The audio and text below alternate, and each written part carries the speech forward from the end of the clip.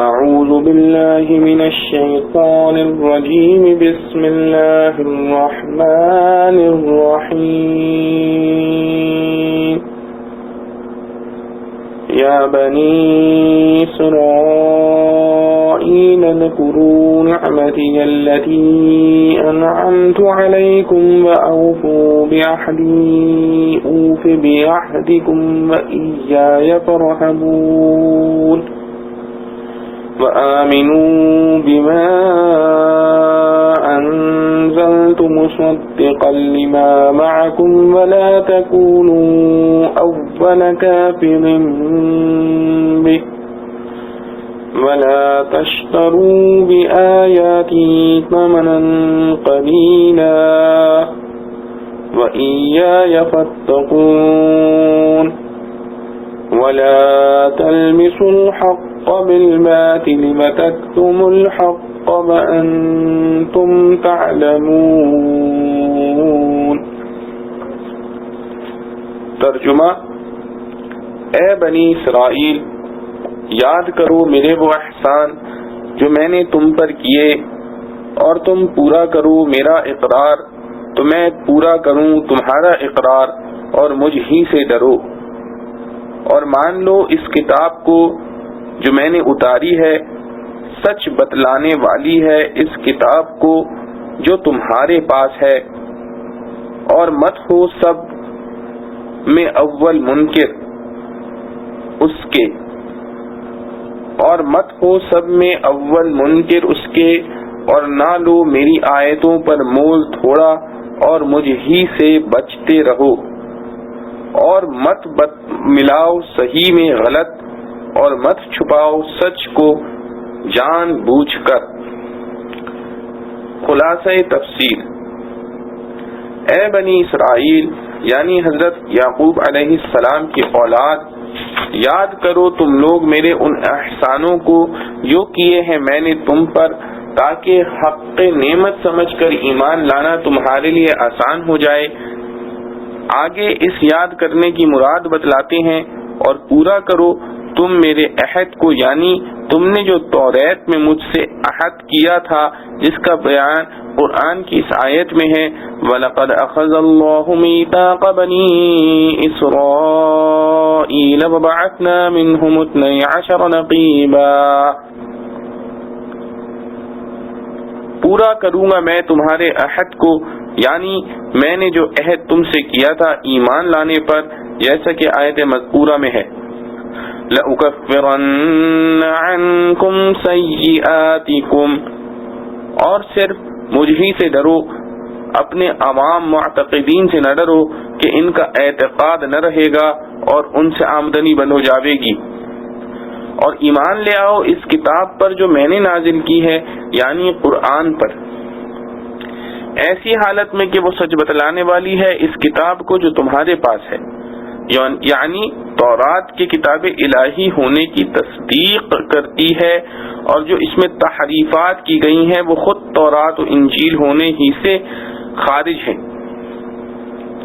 ان کی تصدیق اس سے لازم نہیں آتی۔ اور مت بنو تم پہلے انکار کرنے والے اس قرآن کے، یعنی تمہیں دیکھ کر جو دوسرے لوگ انکار کریں گے ان سب میں اول بانی انکار و کفر کے تم ہوگے، اس لیے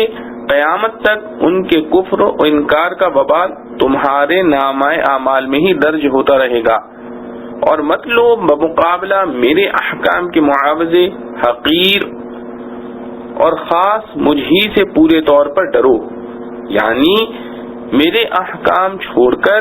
یا ان کو بدل کر یا چھپا کر عوام الناس سے دنیائے ذلیل و قلیل کو وصول مت کرو، جیسا کہ ان کی عادت تھی جس کی تصریح آگے آتی ہے۔ وَلَا تَلْبِسُوا الْحَقَّ بِالْبَاطِلِ، اور مخلوط مت کرو حق کو ناحق کے ساتھ، اور پوشیدہ بھی مت کرو حق کو جس حالت میں کہ تم جانتے بھی ہو کہ حق کو چھپانا بری بات ہے۔ معارف و مسائل، ربط آیات۔ سورہ بقرہ قرآن کے ذکر سے شروع کی گئی اور یہ بتلایا گیا کہ قرآن کی ہدایت اگرچہ ساری مخلوق کے لیے عام ہے، مگر اس سے نفع صرف مومنین اٹھائیں گے، اس کے بعد ان لوگوں کے عذاب شدید کا ذکر فرمایا جو اس پر ایمان نہیں لائے. ان میں ایک طبقہ کھلے کافروں اور منکروں کا تھا، دوسرا منافقین کا. دونوں کا مع ان کے کچھ حالات اور غلط کاریوں کے ذکر کیا گیا. اس کے بعد مؤمنین، مشرکین، منافقین کے تینوں طبقوں کو خطاب کر کے سب کو اللہ تعالی کی عبادت کی تاکید کی گئی اور قرآن مجید کا اعجاز کا ذکر کر کے سب کو دعوت ایمان دی گئی. پھر تخلیق آدم علیہ السلام کا ذکر کر کے ان پر ان کی اصلیت اور حقیقت اور اللہ تعالی جل شانہ کی قدرت کاملہ واضح کی گئی تاکہ اللہ تعالی کی اطاعت و عبادت کی ترغیب اور نافرمانی سے بچنے کی فکر ہو. پھر کفار کی دو جماعتیں جن کا ذکر اوپر آیا ہے، کھلے کافر اور منافق. ان دونوں میں دو طرح کے لوگ تھے. ایک تو بت پرست مشرکین جو محض باپ دادوں کی رسوم کی پیروی کرتے تھے، کوئی علم قدیم یا جدید ان کے پاس نہ تھا، عام طور پر ان پڑھ امی تھے جیسے عام اہل مکہ. اسی لیے قرآن میں ان لوگوں کو امیین کہا گیا ہے. دوسرے وہ لوگ تھے جو پچھلے انبیاء علیہ السلام پر ایمان لائے اور پہلی آسمانی کتابوں تورات و انجیل وغیرہ کا علم ان کے پاس تھا. لکھے پڑھے لوگ کہلاتے تھے. ان میں بعض حضرت موسیٰ علیہ السلام پر ایمان رکھتے تھے، عیسیٰ علیہ السلام پر نہیں، ان کو یہود کہا جاتا تھا. اور بعض عیسیٰ علیہ السلام پر ایمان رکھتے تھے، حضرت موسیٰ علیہ السلام کو بحیثیت نبی معصوم نہیں مانتے تھے، یہ نصارہ کہلاتے تھے. ان دونوں کو قرآن میں اس بنا پر اہل کتاب کہا گیا ہے کہ یہ دونوں اللہ تعالی جل شأنہ کی آسمانی کتاب تورات یا انجیل پر ایمان رکھتے تھے. یہ لوگ لکھے پڑھے اہل علم ہونے کی وجہ سے لوگوں کی نظر میں معزز اور قابل اعتماد مانے جاتے تھے. ان کی بات ان پر اثر انداز ہوتی تھی. یہ راستے پر آ جائیں تو دوسروں کے مسلمان ہونے کی توقع بڑی تھی. مدینہ طیبہ اور اس کے قرب و جوار میں ان لوگوں کی کثرت تھی. سورہ بقرہ چونکہ مدنی سورت ہے، اس لیے اس میں مشرکین و منافقین کے بیان کے بعد اہل کتاب کو خصوصیت اور اہتمام کے ساتھ خطاب کیا گیا ہے.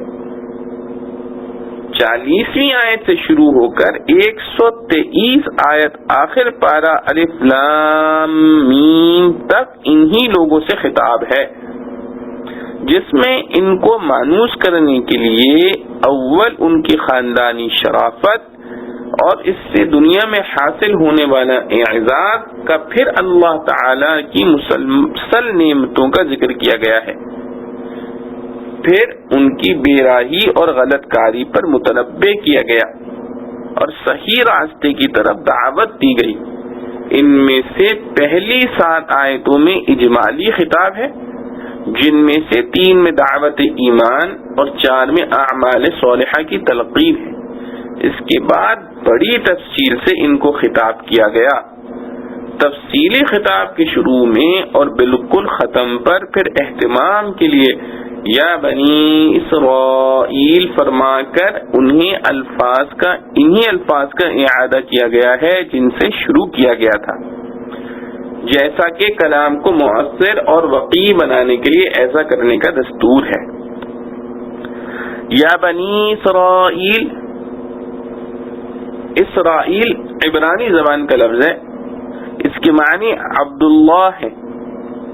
یہ حضرت یعقوب علیہ السلام کا دوسرا نام ہے. بعض علماء نے فرمایا ہے کہ رسول کریم صلی اللہ علیہ وسلم کے سوا کسی اور نبی کے نام متعدد نہیں ہیں، صرف حضرت یعقوب علیہ السلام کے 2 نام ہیں، یعقوب اور اسرائیل. قرآن میں اس جگہ ان کو بنی یعقوب کہہ کر خطاب نہیں کیا، بلکہ دوسرے نام اسرائیل کا استعمال کیا. اس میں حکمت یہ ہے کہ خود اپنے لقب اور نام ہی سے ان کو معلوم ہو جائے کہ ہم عبداللہ یعنی اللہ کی عبادت گزار بندے کی اولاد ہیں، ہمیں بھی ان کے نقش قدم پر چلنا چاہیے۔ اس آیت میں بنی اسرائیل کو خطاب کر کے ارشاد فرمایا کہ اور پورا کرو تم میرے عہد کو، یعنی تم نے جو مجھ سے عہد کیا تھا توریت میں، جس کا بیان بقول قتادہ رضی اللہ تعالی عنہ و مجاہد رحمۃ اللہ علیہ اس آیت میں ہے، وَلَقَدْ أَخَذَ اللَّهُ مِيثَاقَ بَنِي إِسْرَائِيلَ وَبَعَثْنَا مِنْهُمُ 12 نَقِيبًا سے قرض الحسنہ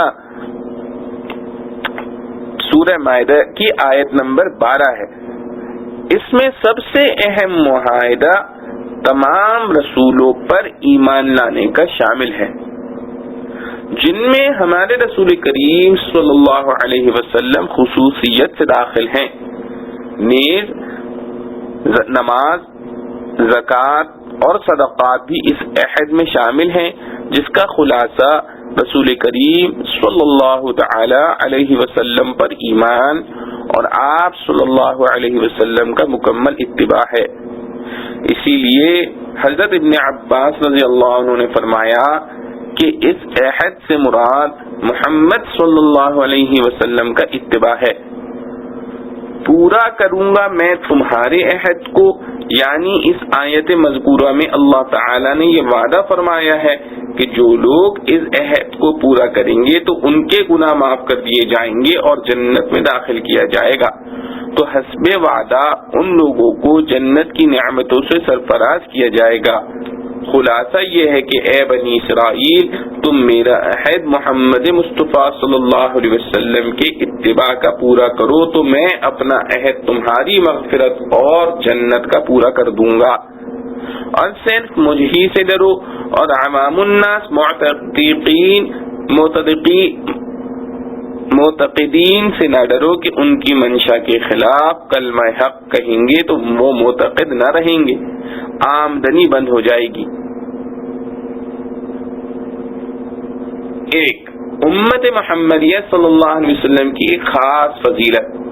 تفسیر قرطبی میں ہے کہ اللہ جل شأنہ نے بنی اسرائیل کو اپنی نعمتیں اور احسانات یاد دلا کر اپنی یاد اور اطاعت کی طرف دعوت دی ہے، اور امت محمدیہ صلی اللہ علیہ وسلم کو جب اسی کام کے لیے دعوت دی تو احسانات و انعامات کے ذکر کے بغیر فرمایا فَاذْكُرُونِي أَذْكُرْكُمْ، یعنی تم مجھے یاد کرو میں تمہیں یاد رکھوں گا۔ اس میں امت محمدیہ صلی اللہ علیہ وسلم کی خاص فضیلت کی طرف اشارہ ہے کہ ان کا تعلق محسن منعم سے بلا واسطہ ہے۔ یہ محسن کو پہچان کر احسان کو پہچانتے ہیں، بخلاف دوسری امتوں کے کہ وہ احسانات کے ذریعے محسن کو پہچانتے ہیں۔ نمبر 2، ایفاء عہد واجب اور عہد شکنی حرام ہے۔ اس آیت سے معلوم ہوا کہ عہد و معاہدے کو پورا کرنا ضروری ہے اور عہد شکنی حرام ہے۔ سورہ مائدہ کی پہلی آیت میں اس سے زیادہ وضاحت کے ساتھ یہ مضمون آیا ہے، اوفو بالعقود۔ رسول کریم صلی اللہ علیہ وسلم نے فرمایا کہ عہد شکنی کرنے والوں کو جو سزا آخرت میں ملے گی اس سے پہلے ہی ایک سزا یہ دی جائے گی کہ محشر کے میدان میں جہاں تمام اولین و آخرین کا اجتماع ہوگا، عہد شکنی کرنے والے پر ایک جھنڈا بطور علامت کے لگا دیا جائے گا، اور جیسی بڑی عہد شکنی کی ہے اتنا ہی یہ جھنڈا بلند ہوگا۔ اس طرح ان کو میدان حشر میں رسوا اور شرمندہ کیا جائے گا۔ نمبر 3، جو شخص کسی گناہ یا ثواب کا سبب بنتا ہے اس پر بھی کرنے والوں کا گناہ یا ثواب لکھا جاتا ہے۔ اول کافر بھی، کافر ہونا خواہ سب سے پہلے ہو یا بعد میں، بہرحال انتہائی ظلم اور جرم ہے، مگر اس آیت میں یہ فرمایا کہ پہلے کافر نہ بنو، اس میں اشارہ اس طرف ہے کہ جو شخص اول کفر اختیار کرے گا تو بعد میں اس کو دیکھ کر جو بھی کفر میں مبتلا ہوگا اس کا وبال جو اس شخص پر پڑے گا اس پہلے کافر پر بھی اس کا وبال آئے گا۔ اس طرح یہ پہلا کافر اپنے کفر کے علاوہ بعد کے لوگوں کے کفر کا سبب بن کر ان سب کے وبال کفر کا بھی ذمہ دار ٹھہرے گا اور اس کا عذاب چند در چند ہو جائے گا۔ فائدہ، اس سے معلوم ہوا کہ جو شخص دنیا میں دوسروں کے لیے کسی گناہ میں مبتلا ہونے کا سبب بنتا ہے تو جتنے آدمی اس کے سبب سے مبتلا گناہ ہوں گے ان سب کا گناہ ان لوگوں کو بھی ہوگا اور اس شخص کو بھی۔ اسی طرح جو شخص دوسروں کے لیے کسی نیکی کا سبب بن جائے گا تو جتنے آدمی اس کے سبب سے نیک عمل کریں گے اس کا ثواب جیسا ان لوگوں کو ملے گا ایسا ہی اس شخص کے نامۂ اعمال میں بھی لکھا جائے گا۔ قرآن مجید کی متعدد آیات، رسول کریم صلی اللہ تعالی علیہ وسلم کی متعدد احادیث میں یہ مضمون بار بار آیا ہے۔ نمبر 4، وَلَا تَشْتَرُوا بِآيَاتِي ثَمَنًا قَلِيلًا۔ اس آیت میں اللہ تعالی جل شأنہ کی آیات کے بدلے میں قیمت لینے کی ممانعت کا مطلب وہی ہے جو آیت کے سیاق و سباق سے معلوم ہوتا ہے کہ لوگوں کی مرضی اور ان کی اغراض کی خاطر اللہ تعالی کی آیات کا مطلب غلط بتلا کر یا چھپا کر لوگوں سے پیسے لیے جائیں، یہ فعل بے اجماع امت حرام ہے۔ نمبر 5، تعلیم قرآن پر اجرت لینا جائز ہے۔ رہا یہ معاملہ کہ کسی کو اللہ تعالی کی آیات صحیح بتلا کر یا پڑھا کر اس کی اجرت لینا کیسا ہے، اس کا تعلق آیت مذکورہ سے نہیں۔ خود یہ مسئلہ اپنی جگہ قابل غور و بحث ہے کہ تعلیم قرآن پر اجرت و معاوضہ لینا جائز ہے یا نہیں۔ فقہائے امت کا اس میں اختلاف ہے۔ امام مالک رحمۃ اللہ علیہ، شافعی رحمۃ اللہ علیہ، احمد بن حنبل رحمۃ اللہ علیہ جائز قرار دیتے ہیں اور امام اعظم ابو حنیفہ رحمۃ اللہ علیہ اور بعض دوسرے ائمہ علیہ الرحمہ منع فرماتے ہیں، کیونکہ رسول اللہ صلی اللہ علیہ وسلم نے قرآن کو ذریعہ کسب معاش کا بنانے سے منع فرمایا ہے۔ لیکن متاخرین حنفیہ نے بھی جب ان حالات کا مشاہدہ کیا کہ قرآن مجید کے معلمین کو اسلامی بیت المال سے گزارا ملا کرتا تھا، اب ہر جگہ اسلامی نظام میں فتور کے سبب ان معلمین کو عموماً کچھ نہیں ملتا، یہ اگر اپنے معاش کے لیے کسی محنت مزدوری یا تجارت وغیرہ میں لگ جائیں تو بچوں کو تعلیم قرآن کا سلسلہ یکسر بند ہو جائے گا، کیونکہ وہ دن بھر کا مشغلہ چاہتا ہے۔ اس لیے تعلیم قرآن پر تنخواہ لینے کو بضرورت جائز قرار دیا، جیسا کہ صاحب ہدایہ نے فرمایا ہے کہ آج کل اسی پر فتویٰ دینا چاہیے کہ تعلیم قرآن پر اجرت و تنخواہ لینا جائز ہے۔ صاحب ہدایہ کے بعد آنے والے دوسرے فقہا نے بعد ایسے ہی دوسرے وظائف جن پر تعلیم قرآن کی طرح دین کی بقا موقوف ہے، مثلا امامت و اذان اور تعلیم حدیث و فقہ وغیرہ کو تعلیم قرآن کے ساتھ ملحق کر کے ان کی بھی اجازت دی۔ نمبر 6، علامہ شامی علیہ الرحمہ نے در مختار کی شرح میں اور اپنے رسالہ شفاء العلیل میں بڑی تفصیل اور قوی دلائل کے ساتھ یہ بات واضح کر دی ہے کہ تعلیم قرآن وغیرہ پر اجرت لینے کو جن متاخرین فقہا نے جائز قرار دیا ہے، اس کی علت ایک ایسی دینی ضرورت ہے جس میں خلل آنے سے دین کا پورا نظام مختل ہو جاتا ہے، اس لیے اس کو ایسی ہی ضرورت کے مواقع میں محدود رکھنا ضروری ہے۔ اس لیے مردوں کو ایصال ثواب کے لیے ختم قرآن کرانا یا کوئی دوسرا وظیفہ پڑھوانا اجرت کے ساتھ حرام ہے، کیونکہ اس پر کسی عام دینی ضرورت کا مدار نہیں، اور اجرت لے کر پڑھنا حرام ہوا تو اس طرح پڑھنے والا اور پڑھوانے والا دونوں گناہگار ہوئے، اور جب پڑھنے والے ہی کو کوئی ثواب نہ ملا تو میت کو وہ کیا پہنچائے گا۔ علامہ شامی علیہ الرحمہ نے اس بات پر فقہا کی بہت سی تصریحات تاج الشریعہ، عینی شرح ہدایہ، حاشیہ خیر الدین، بربحق الرائق وغیرہ سے نقل کی ہیں۔ اور خیر الدین رملی کا یہ قول بھی نقل کیا ہے کہ ایصال ثواب کے لیے قبر پر قرآن پڑھوانا یا اجرت دے کر ختم کرانا صحابہ رضوان اللہ علیہ مجمعین و تابعین علیہ الرحمہ اور اسلاف امت رحمت اللہ علیہما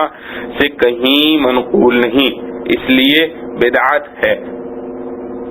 نمبر 7 آیت وَلَا تَلْبِسُوا الْحَقَّ بِالْبَاطِلِ سے ثابت ہوا کہ حق بات کو غلط باتوں کے ساتھ گڈمڈ کر کے اس طرح پیش کرنا جس سے مخاطب مغالطے میں پڑ جائے جائز نہیں۔ اسی طرح کسی خوف یا طمع کی وجہ سے حق بات کا چھپانا بھی حرام ہے۔ مسئلہ واضح ہے، اس میں کسی تفصیل کی ضرورت نہیں۔ امام قرطبی رحمۃ اللہ علیہ نے اپنی تفسیر میں حق کو چھپانے سے پرہیز کرنے کا ایک واقعہ اور مفصل مکالمہ حضرت ابو حازم رحمۃ اللہ علیہ تابعی اور خلیفہ سلیمان بن عبد الملک رحمۃ اللہ علیہ کا نقل کیا ہے، جو بہت سے فوائد کی وجہ سے قابل ذکر ہے۔ حضرت ابو حازم رحمۃ اللہ علیہ تابعی سلیمان بن عبد الملک رحمۃ اللہ علیہ کے دربار میں مسند دارمی میں سند کے ساتھ مذکور ہے کہ ایک مرتبہ سلیمان بن عبد الملک رحمۃ اللہ علیہ مدینہ طیبہ پہنچے اور چند روز قیام کیا تو لوگوں سے دریافت کیا کہ مدینہ طیبہ میں اب کوئی ایسا آدمی موجود ہے جس نے کسی صحابی رضی اللہ عنہ کی صحبت پائی ہو۔ لوگوں نے بتلایا ہاں ابو حازم رحمۃ اللہ علیہ ایسے شخص ہیں۔ سلیمان نے اپنا آدمی بھیج کر ان کو بلوا لیا۔ جب وہ تشریف لائے تو سلیمان رحمۃ اللہ علیہ نے کہا کہ اے ابو حازم رحمۃ اللہ علیہ، یہ کیا بے مروتی اور بے وفائی ہے؟ ابو حازم رحمۃ اللہ علیہ نے کہا کہ آپ نے میری کیا بے مروتی اور بے وفائی دیکھی ہے؟ سلیمان رحمۃ اللہ علیہ نے کہا کہ مدینہ کے سب مشہور لوگ مجھ سے ملنے آئے، آپ نہیں آئے۔ ابو حازم رحمۃ اللہ علیہ نے کہا امین المؤمنین، میں آپ کو اللہ کی پناہ میں دیتا ہوں اس سے کہ آپ کوئی ایسی بات کہیں جو واقعے کے خلاف ہے۔ آج سے پہلے نہ آپ مجھ سے واقف تھے اور نہ میں نے کبھی آپ کو دیکھا تھا۔ ایسے حالات میں خود ملاقات کے لیے آنے کا کوئی سوال ہی پیدا نہیں ہوتا، بے وفائی کیسی؟ سلیمان رحمۃ اللہ علیہ نے جواب سن کر ابن شہاب زہری رحمۃ اللہ علیہ اور حاضرین مجلس کی طرف التفات کیا تو امام زہری رحمۃ اللہ علیہ نے فرمایا کہ ابو حازم نے صحیح فرمایا، آپ نے غلطی کی۔ اس کے بعد سلیمان رحمۃ اللہ علیہ نے روئے سخن بدل کر کچھ سوالات شروع کیے اور کہا اے ابو حازم رحمۃ اللہ علیہ، یہ کیا بات ہے کہ ہم موت سے گھبراتے ہیں؟ آپ نے فرمایا وجہ یہ ہے کہ آپ نے اپنی آخرت کو ویران اور دنیا کو آباد کیا ہے، اس لیے آبادی سے ویرانے میں جانا پسند نہیں۔ سلیمان رحمۃ اللہ علیہ نے تسلیم کیا اور پوچھا کہ کل اللہ تعالی جل شأنہ کے سامنے حاضری کیسے ہوگی؟ فرمایا کہ نیک عمل کرنے والا تو اللہ تعالی کے سامنے اس طرح جائے گا کہ جیسا کوئی مسافر سفر سے واپس اپنے گھر والوں کے پاس جاتا ہے، اور برے عمل کرنے والا اس طرح پیش ہوگا جیسا کوئی بھاگا ہوا غلام پکڑ کر آقا کے پاس حاضر کیا جائے۔ سلیمان رحمۃ اللہ علیہ یہ سن کر رو پڑے اور کہنے لگے کاش ہمیں معلوم ہوتا کہ اللہ تعالی جل شأنہ نے ہمارے لیے کیا صورت تجویز کر رکھی ہے۔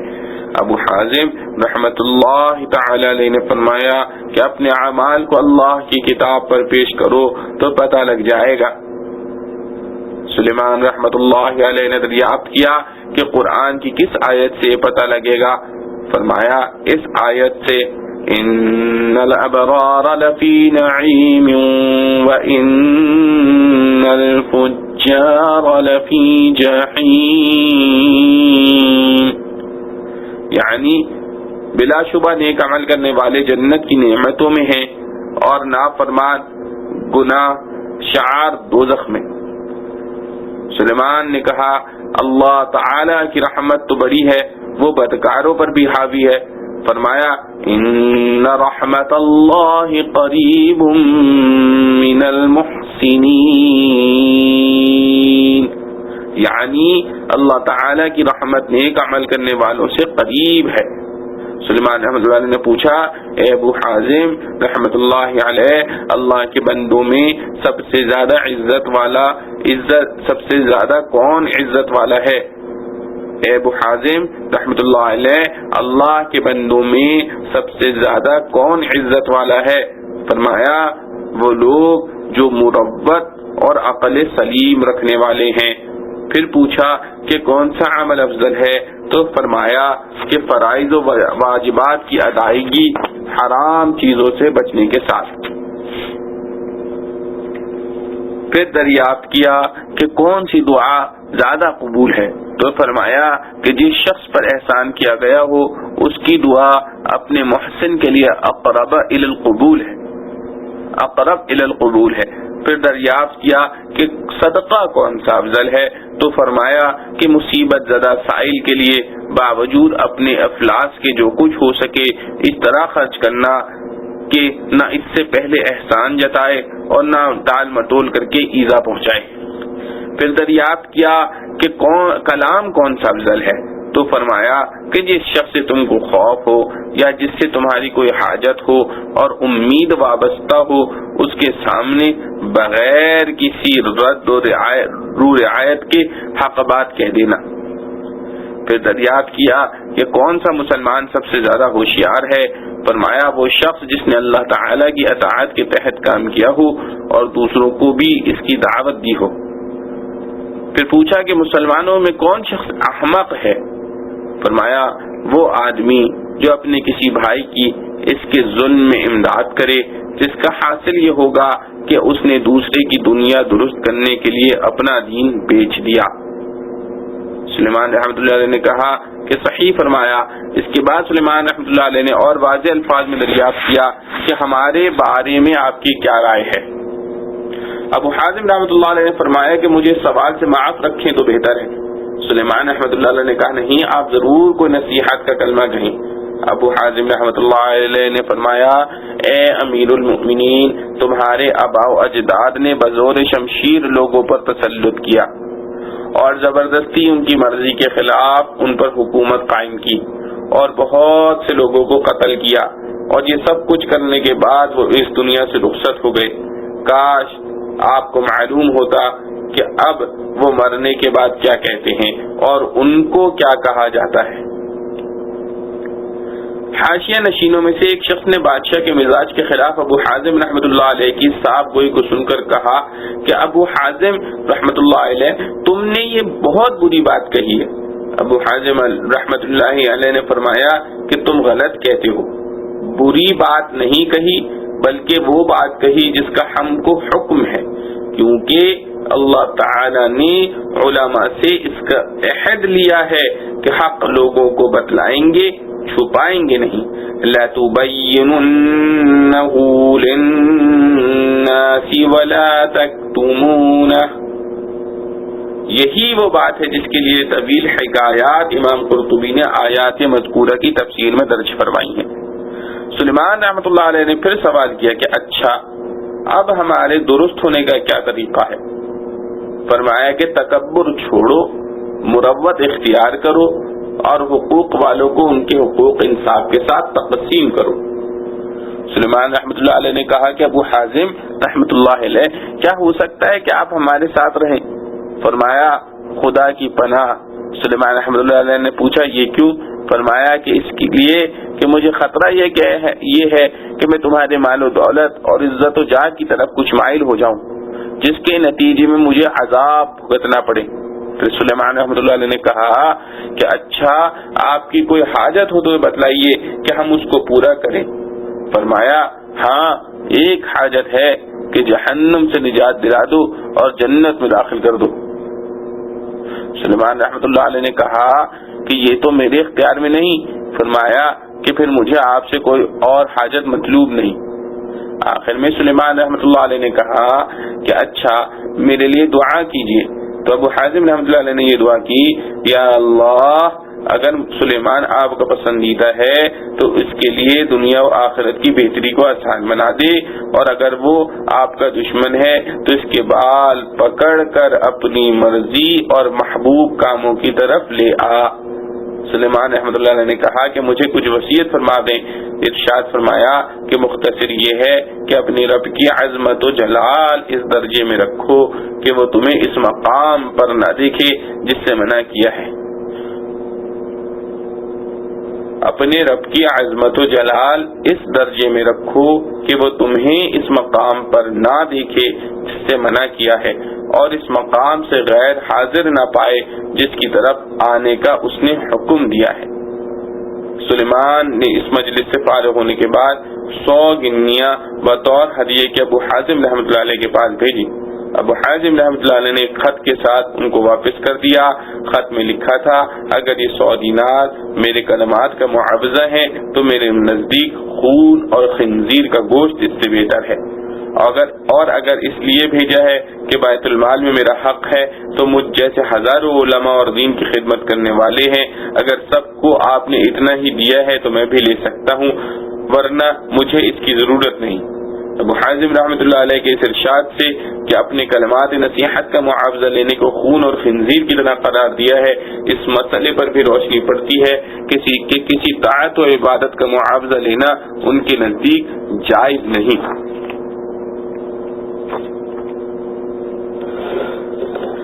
وَأَقِيمُوا الصَّلَاةَ وَآتُوا الزَّكَاةَ وَارْكَعُوا مَعَ الرَّاكِعِينَ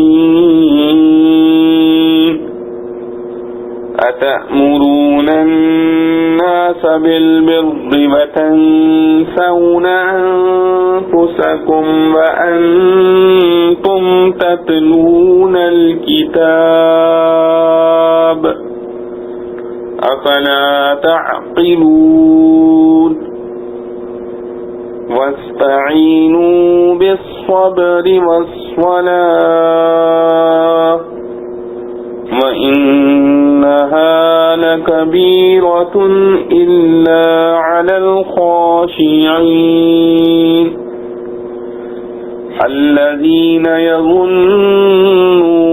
أَنَّهُم مُّلَاقُو رَبِّهِمْ وَأَنَّهُمْ إِلَيْهِ راجعون۔ ترجمہ، اور قائم رکھو نماز اور دیا کرو زکوٰۃ، اور مجھ کو نماز میں جھکنے والوں کے ساتھ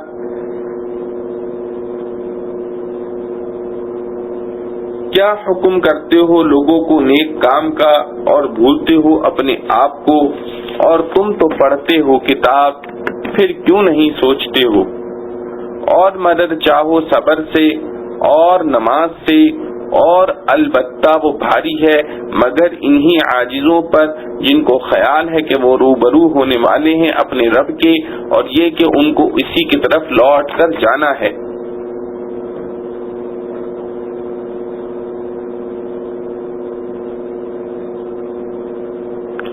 اور قائم رکھو نماز اور دیا کرو زکوٰۃ اور جھکو نماز میں جھکنے والوں کے ساتھ،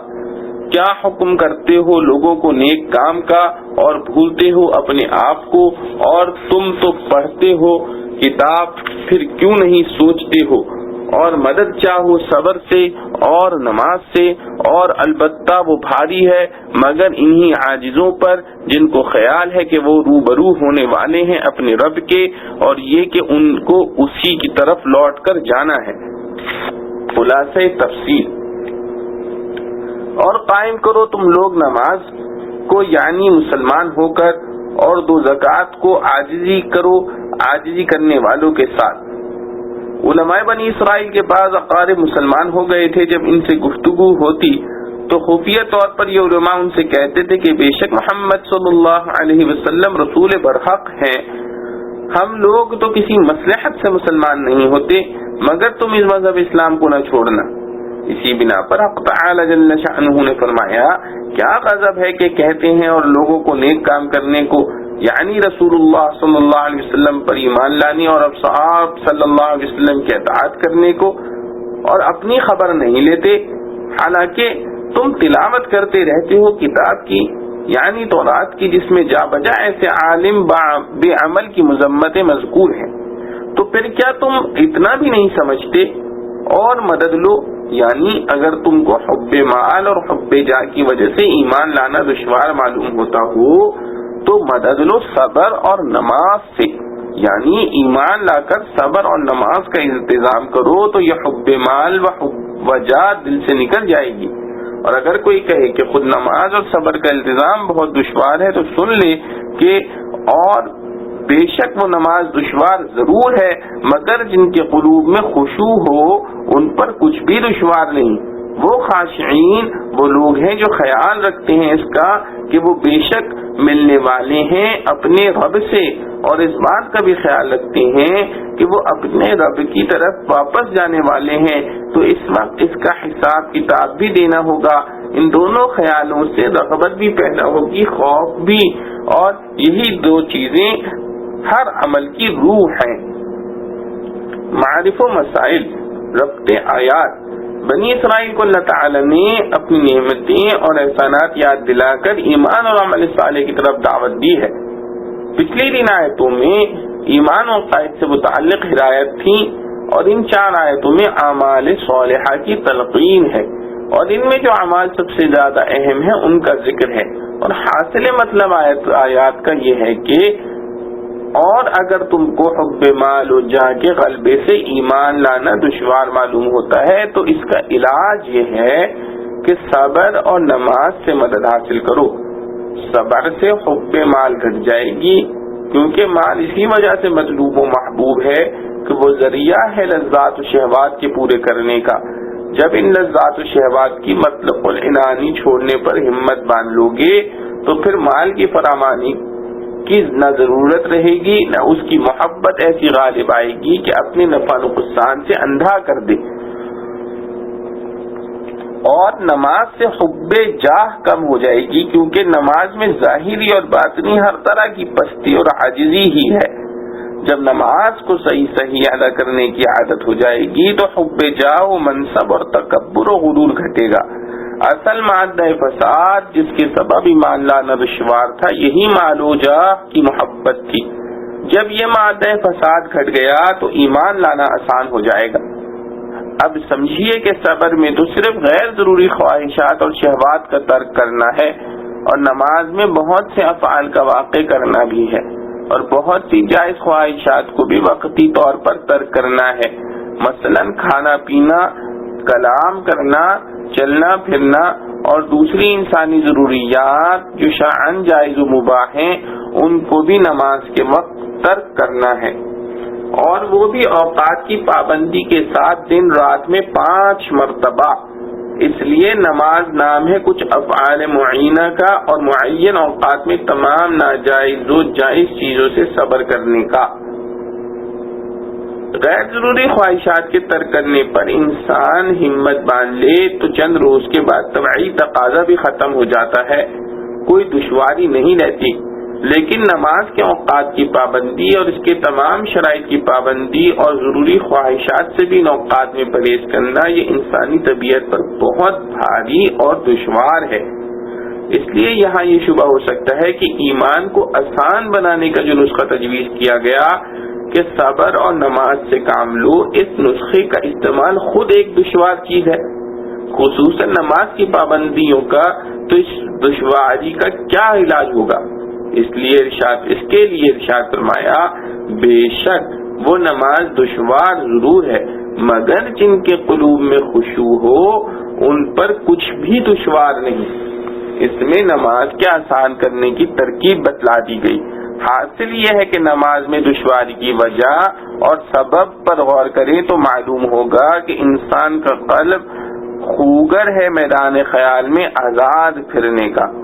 اور سب اعضاء انسانی قلب کے تابع ہیں،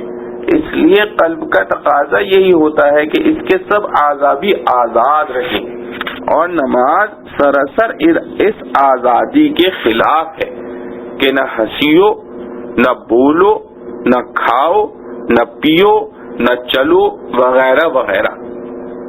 اس لیے قلب ان تقیدات سے تنگ ہوتا ہے، اور اس کے تابع اعضاء انسانی بھی اس سے تکلیف محسوس کرتے ہیں۔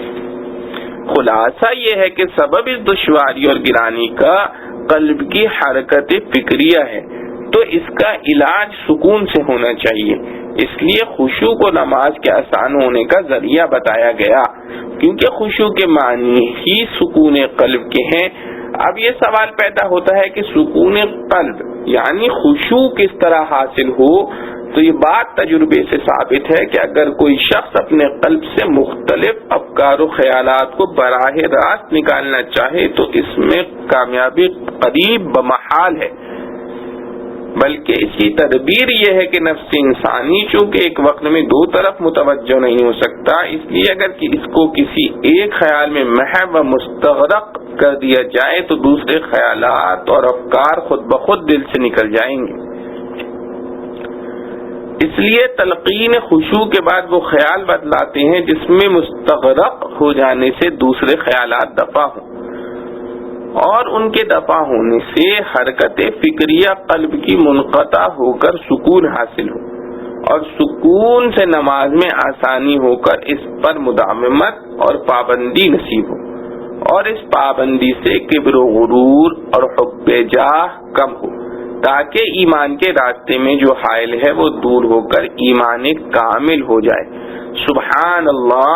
کیا مرتب علاج اور مطلب ہے۔ اب اس خیال مذکور کی تلقین و تعیین اس طرح فرمائی، وہ خاشعین وہ لوگ ہیں جو خیال رکھتے ہیں اس کا کہ وہ بے شک ملنے والے ہیں اپنے رب سے، تو اس وقت اس خدمت کا خوب انعام ملے گا، اور اس بات کا بھی خیال رکھتے ہیں کہ وہ اپنے رب کی طرف واپس جانے والے ہیں،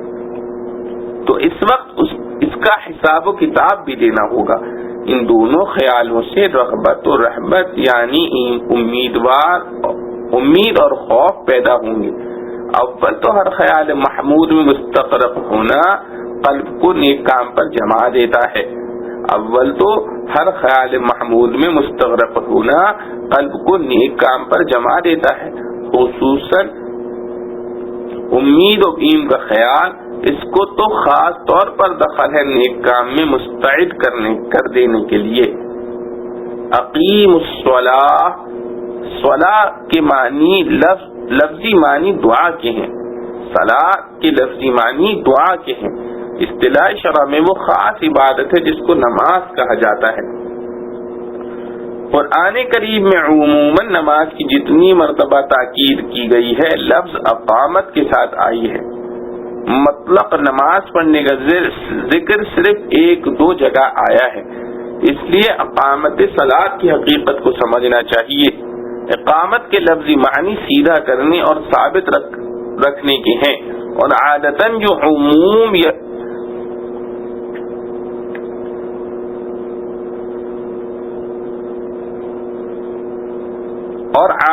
عمود یا دیوار یا درخت وغیرہ سیدھا کھڑا ہوتا ہے وہ قائم رہتا ہے، گر جانے کا خطرہ کم ہوتا ہے، اس لیے اقامت کے معنی دائم اور قائم رکھنے کے بھی آتے ہیں۔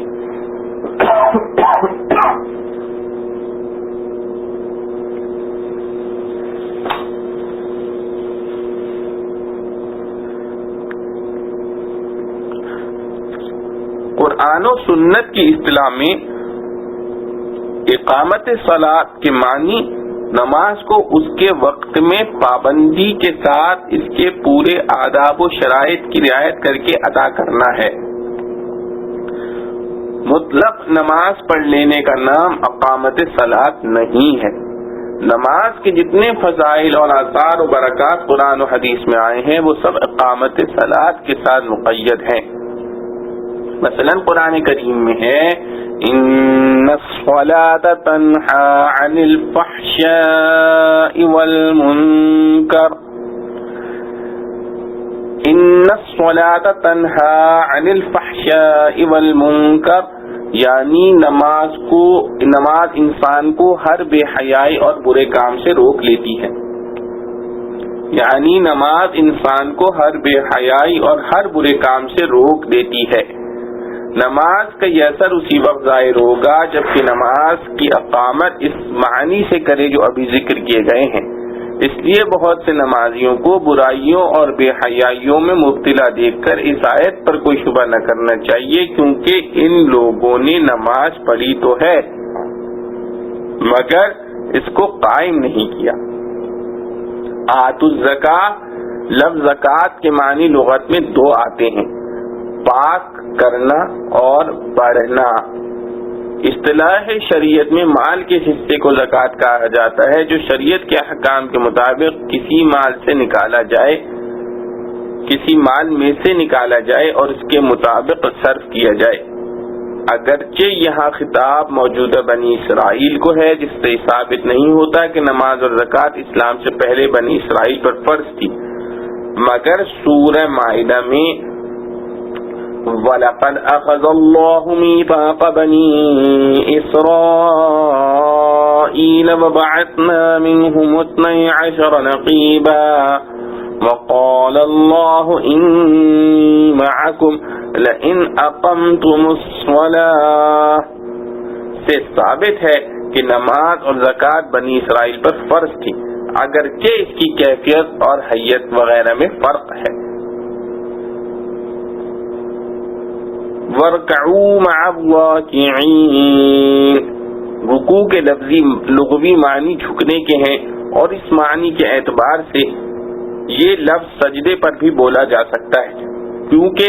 وہ بھی جھکنے کا انتہائی درجہ ہے، مگر اصطلاح شرع میں اس خاص جھکنے کو رکوع کہتے ہیں جو نماز میں معروف و مشہور ہے۔ آیت کے معنی یہ ہیں کہ رکوع کرو رکوع کرنے والوں کے ساتھ۔ یہاں ایک بات یہ قابل غور ہے کہ نماز کے تمام ارکان میں سے اس جگہ رکوع کی تخصیص کیوں کی گئی؟ اس کا جواب یہ ہے کہ یہاں نماز کا ایک جز بول کر کل نماز مراد لی گئی ہے، جیسے قرآن مجید میں ایک جگہ قرآن الفجر فرما کر پوری نماز فجر مراد ہے، اور بعض روایت حدیث میں سجدے کا لفظ بول کر پوری رکعت یا نماز مراد لی گئی ہے۔ اس لیے مراد آیت کی یہ ہو گئی کہ نماز پڑھو نماز پڑھنے والوں کے ساتھ، لیکن یہ سوال پھر بھی باقی رہ جاتا ہے کہ نماز کے بہت سے ارکان میں سے رکوع کی تخصیص میں کیا حکمت ہے؟ جواب یہ ہے کہ یہود کی نماز میں سجدہ وغیرہ تو تھا مگر رکوع نہیں تھا۔ رکوع اسلامی نماز کی خصوصیات میں سے ہے، اس لیے راکعین کے لفظ سے امت محمدیہ صلی اللہ علیہ وسلم کے نمازی مراد ہوں گے جن کی نماز میں رکوع بھی ہے، اور معنی آیت کے یہ ہیں کہ تم بھی امت محمدیہ صلی اللہ علیہ وسلم کے نمازیوں کے ساتھ نماز ادا کرو، یعنی اول ایمان قبول کرو پھر جماعت کے ساتھ نماز ادا کرو۔ با جماعت نماز کے احکام۔ نماز کا حکم اور اس کا فرض ہونا تو لفظ اقیم الصلاۃ سے معلوم ہو چکا تھا، اس جگہ مع الراکعین کے لفظ سے نماز کو جماعت کے ساتھ ادا کرنے کا حکم دیا گیا ہے۔ یہ حکم کس درجے کا ہے، اس میں علماء فقہا کا اختلاف ہے۔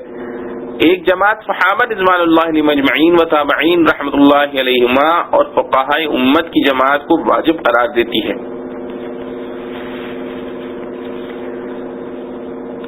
اور اس کے چھوڑنے کو سخت گناہ، اور بعض صحابہ کرام رضوان اللہ علیہم اجمعین تو اس نماز ہی کو جائز قرار نہیں دیتے جو بلا عذر شرعی کے بدون جماعت پڑھی جائے۔ یہ آیت ظاہری الفاظ کے اعتبار سے ان حضرات کی حجت ہے جو وجوب جماعت کے قائل ہیں۔ اس کے علاوہ چند روایات حدیث سے بھی جماعت کا واجب ہونا سمجھا جاتا ہے۔ ایک حدیث میں ہے جس کا ترجمہ ہے یعنی مسجد کے قریب رہنے والے کی نماز صرف مسجد ہی میں جائز ہے، رواہ ابو داؤد، اور مسجد کی نماز سے ظاہر ہے کہ جماعت کی نماز مراد ہے، تو الفاظ حدیث سے یہ مطلب نکلا کہ مسجد کے قریب رہنے والے کی نماز بغیر جماعت کے جائز نہیں، مسجد کے سوا کسی اور جگہ جماعت۔ اور صحیح مسلم میں روایت حضرت ابو ہریرہ رضی اللہ عنہ منقول ہے کہ ایک نابینا صحابی رضی اللہ عنہ نے حضرت صلی اللہ علیہ وسلم کی خدمت میں حاضر ہو کر عرض کیا کہ میرے ساتھ کوئی ایسا آدمی نہیں جو مجھے مسجد تک پہنچا دیا اور لے جایا کرے، اس لیے اگر آپ صلی اللہ علیہ وسلم اجازت دیں تو میں نماز گھر میں پڑھ لیا کروں۔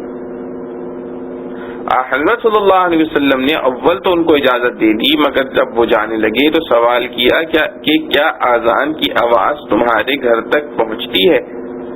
انہوں نے عرض کی کہ اذان کی آواز تو میں سنتا ہوں۔ آپ صلی اللہ علیہ وسلم نے فرمایا پھر تو آپ کو مسجد میں آنا چاہیے،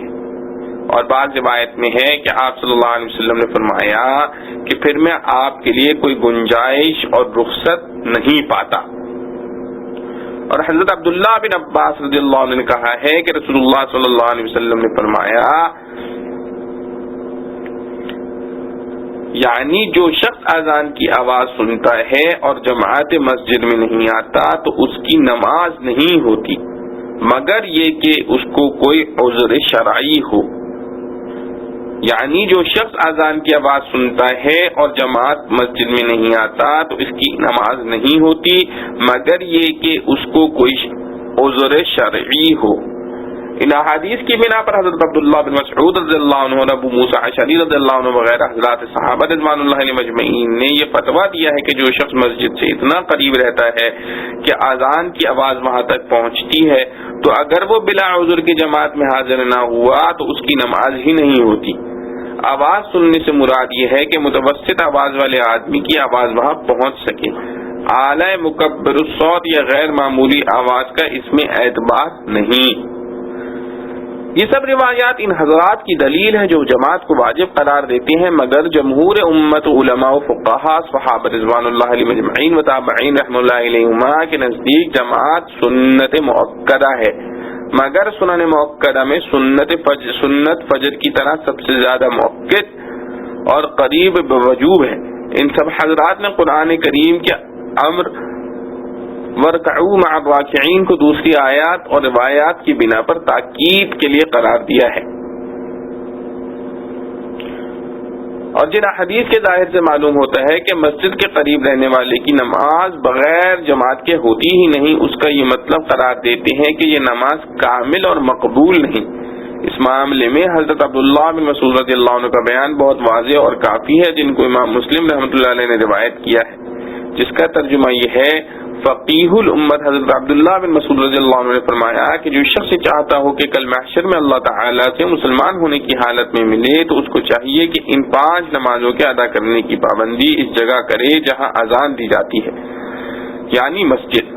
کیونکہ اللہ تعالیٰ نے تمہارے نبی صلی اللہ علیہ وسلم کے لیے کچھ ہدایت کے طریقے بتلائے ہیں، اور ان 5 نمازوں کو جماعت کے ساتھ ادا کرنا انہی سنن ہدیٰ میں ہے۔ اور اگر تم نے یہ نمازیں اپنے گھر میں پڑھ لی جیسے یہ جماعت سے الگ رہنے والا اپنے گھر میں پڑھ لیتا ہے، کسی خاص شخص کی طرف اشارہ کر کے فرمایا، تو تم اپنے نبی صلی اللہ علیہ وسلم کی سنت کو چھوڑ بیٹھو گے۔ اگر تم نے اپنے نبی صلی اللہ علیہ وسلم کی سنت کو چھوڑ دیا تو تم گمراہ ہو جاؤ گے۔ اور جو شخص وضو کرے اور اچھی طرح پاکی حاصل کرے پھر کسی مسجد کا رخ کرے تو اللہ تعالیٰ اس کے ہر قدم پر نیکی اس کے نامہ اعمال میں درج فرماتے ہیں، اور اس کا ایک درجہ بڑھا دیتے ہیں اور ایک گناہ معاف کر دیتے ہیں۔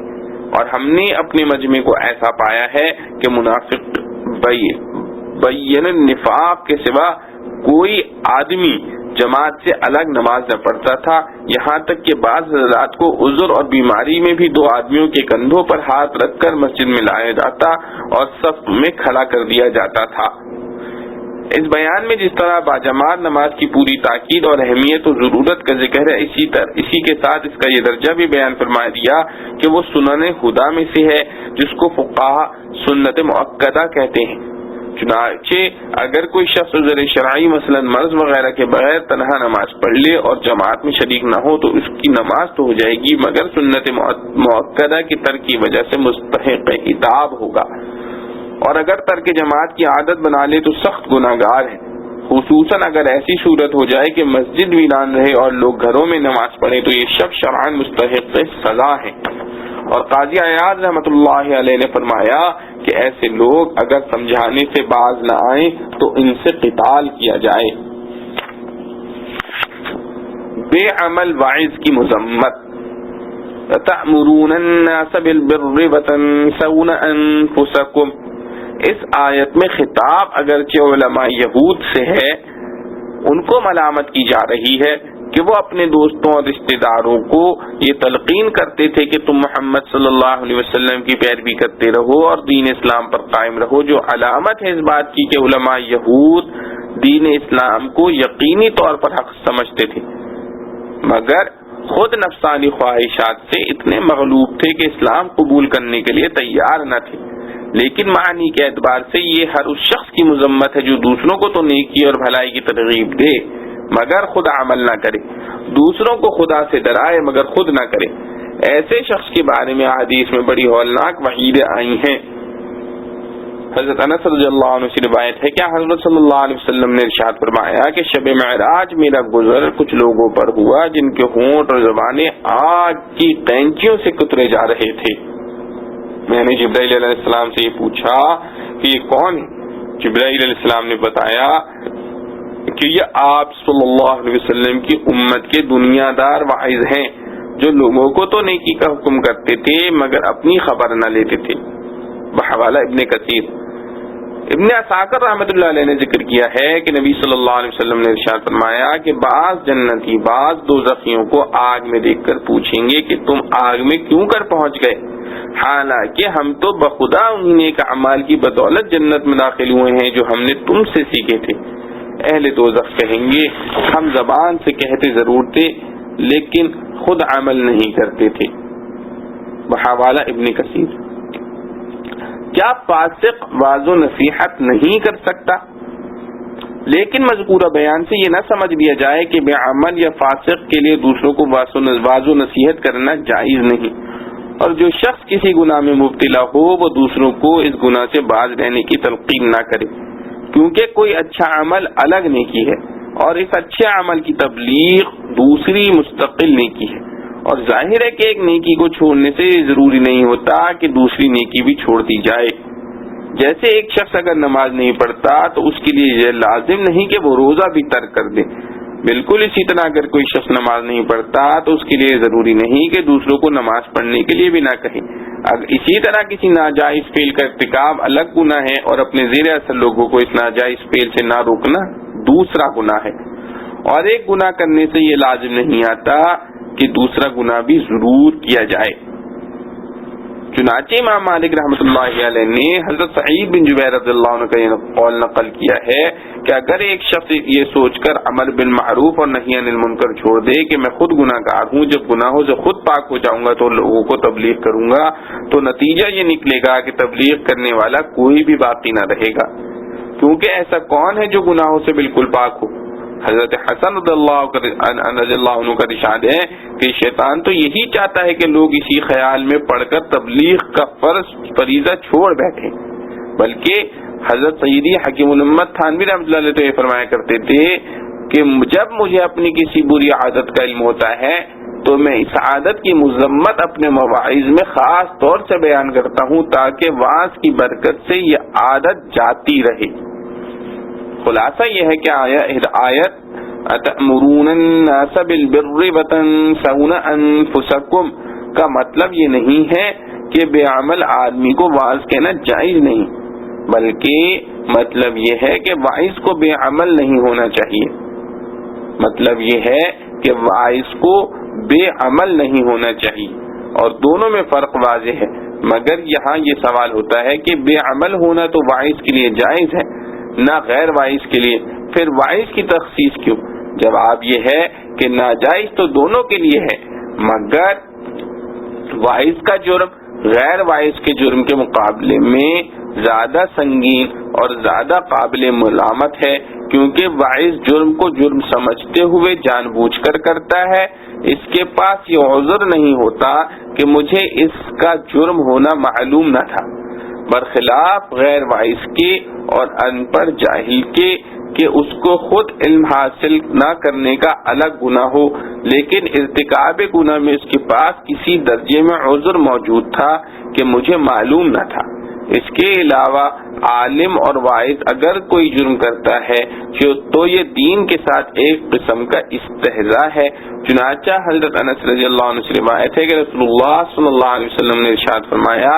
کہ اللہ تعالی قیامت کے دن جتنا ان پڑھ لوگوں کو معاف کرے گا اتنا علماء کو معاف نہیں کرے گا۔ دو نفسیاتی بیماریاں اور ان کا علاج۔ حب مال اور حب جاہ، یہ دونوں قلب کی ایسی بیماریاں ہیں جن کے باعث انسان کی دنیاوی زندگی اور اخروی زندگی اجیرن ہو جاتی ہے، اور غور کیا جائے تو معلوم ہوگا کہ انسانی تاریخ میں اب تک جتنی انسانیت سوز لڑائیاں لڑی گئی ہیں اور جو فساد برپا ہوئے ان میں سے اکثر و بیشتر کو انہی دو بیماریوں نے جنم دیا تھا۔ حب مال کے نتائج یہ نکلتے ہیں، حب مال کے نتائج یہ نکلتے ہیں، نمبر 1 کنجوسی اور بخل پیدا ہوتا ہے، جس کا ایک قوی نقصان تو یہ ہوتا ہے کہ اس کی دولت قوم کو فائدہ نہیں پہنچاتی۔ دوسرا نقصان خود اس کی ذات کو پہنچتا ہے کہ معاشرے میں کوئی شخص ایسے شخص کو اچھی نظر سے نہیں دیکھتا۔ نمبر 2 خود غرضی پیدا ہوتی ہے، جو مال کی حوث کو پورا کرنے کے لیے اسے اشیاء میں ملاوٹ، ناپ تول میں کمی، رشوت ستانی، مکر و فریب اور دغا بازی کے نئے حیلے سجھاتی ہے، اور اپنی تجوری پہلے سے زیادہ بھرنے کے لیے دوسروں کا خون نچوڑ لینا چاہتا ہے۔ بالآخر سرمایہ دار اور مزدور کے جھگڑے جنم لیتے ہیں۔ نمبر 3 ایسے شخص کو کتنا ہی مال مل جائے لیکن مزید کمانے کی دھن ایسی سوار ہوتی ہے کہ تفریح اور آرام کے وقت بھی یہی بے چینی اسے کھائی جاتی ہے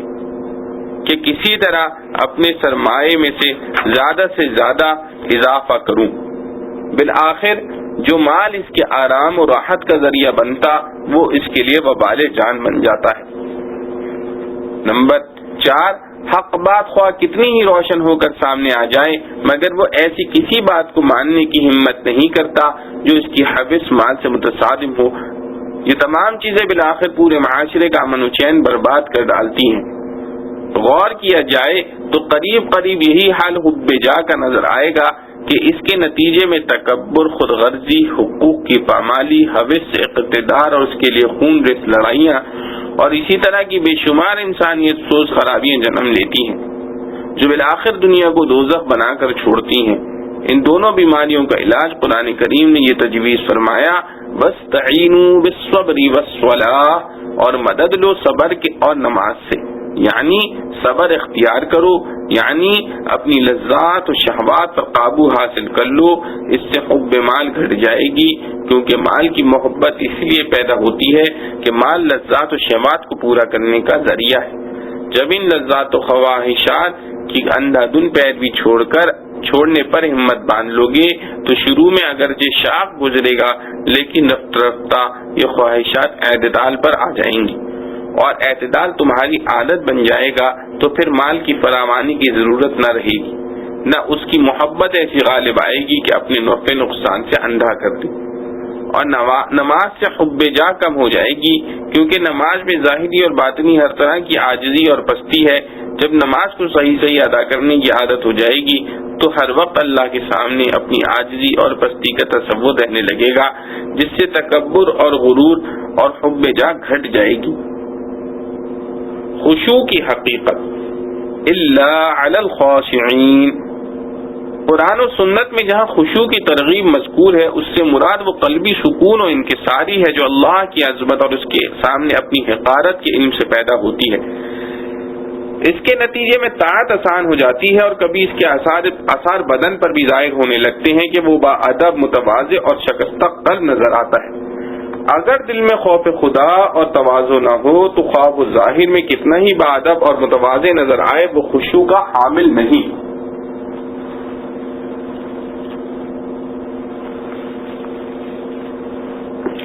بلکہ آثار خشوع کا قصداً اظہار کرنا بھی پسندیدہ نہیں۔ حضرت عمر رضی اللہ عنہ نے ایک نوجوان کو دیکھا کہ سر جھکائے بیٹھا ہے، فرمایا سر اٹھا، خشوع دل میں ہوتا ہے۔ حضرت ابراہیم نخعی رحمۃ اللہ علیہ کا ارشاد ہے کہ موٹا پہننے، موٹا کھانے اور سر جھکانے کا نام خشوع نہیں، خشوع تو یہ ہے کہ تم حق کے معاملے میں شریف اور رذیل کے ساتھ یکساں سلوک کرو، اور اللہ نے جو تم پر فرض کیا ہے اسے ادا کرنے میں اللہ کے لیے قلب کو فارغ کر لو۔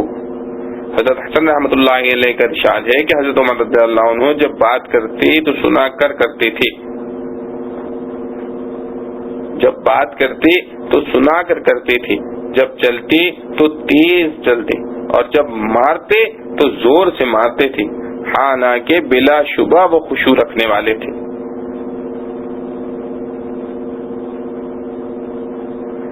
خلاصہ یہ کہ اپنے قصد و اختیار سے خاشعین کی صورت بنانا شیطان اور نفس کا دھوکہ ہے اور مذموم ہے۔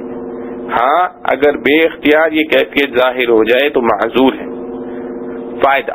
خشوع کے ساتھ ایک دوسرا لفظ خضوع بھی استعمال ہوتا ہے، قرآن کریم میں بھی بار بار آیا ہے۔ یہ دونوں لفظ تقریباً ہم معنی ہیں، لیکن خشوع کا لفظ اصل کے اعتبار سے آواز اور نگاہ کی پستی اور تذلل کے لیے بوجھا جاتا ہے،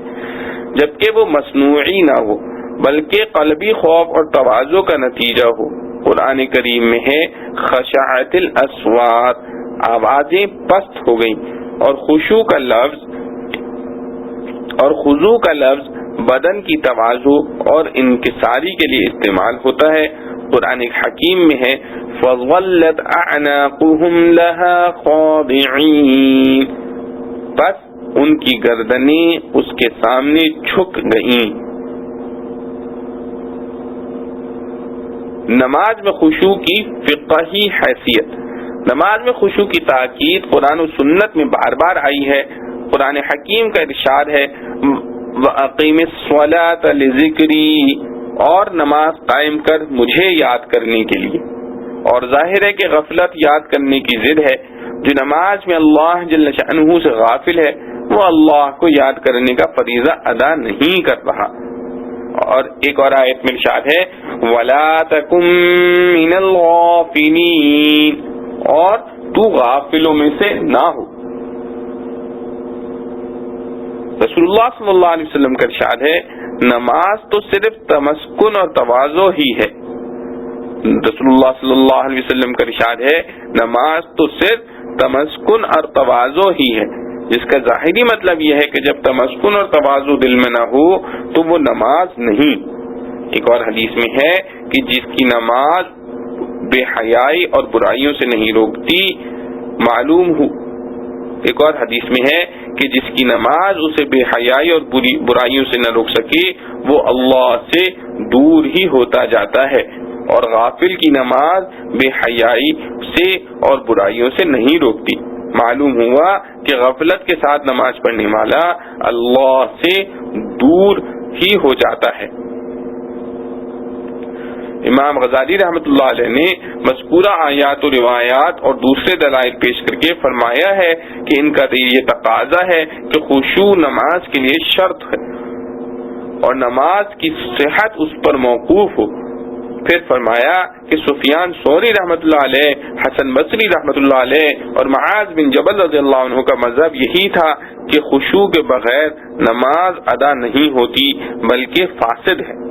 لیکن ائمہ اربعہ اور جمہور فقہا نے خشوع کو شرط صلاۃ قرار نہیں دیا بلکہ اسے نماز کی روح قرار دینے کے باوجود صرف اتنا شرط کیا ہے کہ تکبیر تحریمہ کے وقت قلب کو حاضر کر کے اللہ کے لیے نماز کی نیت کرے۔ باقی نماز میں اگر خشوع حاصل نہ ہو تو اگرچہ اتنی نماز کا اسے ثواب اسے نہیں ملے گا جتنے حصے میں خشوع نہیں رہا، لیکن فقہ کی روح سے وہ تارک صلاۃ نہیں کہلائے گا اور نہ اس پر تعزیر وغیرہ کے احکام مرتب ہوں گے جو تارک صلاۃ پر لگتے ہیں۔